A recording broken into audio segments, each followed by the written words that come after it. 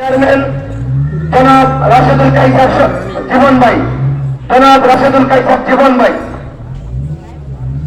বিসমিল্লাহির রহমানির রহিম। আমরা যার জানাজা পড়তে আসছি উনি এই এলাকার, এই তথা কসবার, এই জেলার একজন বিশিষ্ট আলেম ছিলেন।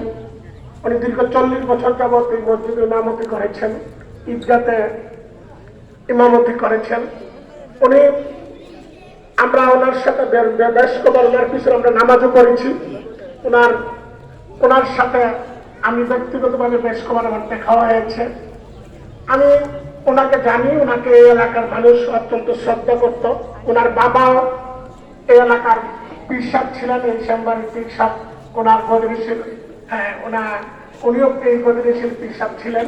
তো উনি এই এলাকার মানুষের জন্য দীর্ঘদিন যাবৎ খেদমত করে গিয়েছেন, ইসলাম প্রচার করে গেছেন।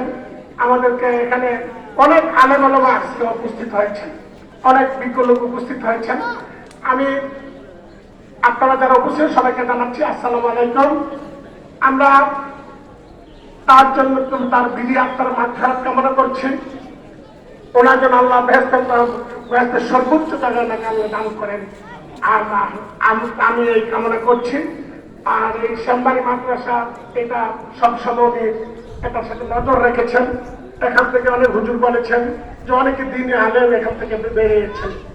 এই শ্যামবাড়ি মাদ্রাসা মাননীয় আইন বিচার সংসদ বিষয়ক মাননীয় মন্ত্রী এটার একটা ভবন বরাদ্দ দিয়েছেন, একটা অনুমোদন হয়েছে, একটা টেন্ডার অপেক্ষা থাকবে। আর এটা একটা বাউন্ডারি, এই যে এটার যে বাউন্ডারি, এটা আপনারা জেলা পরিষদ সদস্য, আমাদের মহিলা জেলা পরিষদ সদস্য, তার কাছে বরাদ্দটা আছে। আপনারা কমিটির দ্বারা যোগাযোগ করে টাকাটা নিয়ে নেবেন। আর আপনারা সবাই এখানে এসেছেন, অত্যন্ত গরম রৌদ্র, আপনারা জানা যায় সবাই যারা এখানে উপস্থিত হয়ে সবাইকে ধন্যবাদ দিই। সবাই আপনারা আমাকে চিনেন, আমার জন্য দোয়া করবেন। সবাইকে ধন্যবাদ। আসসালামু আলাইকুম।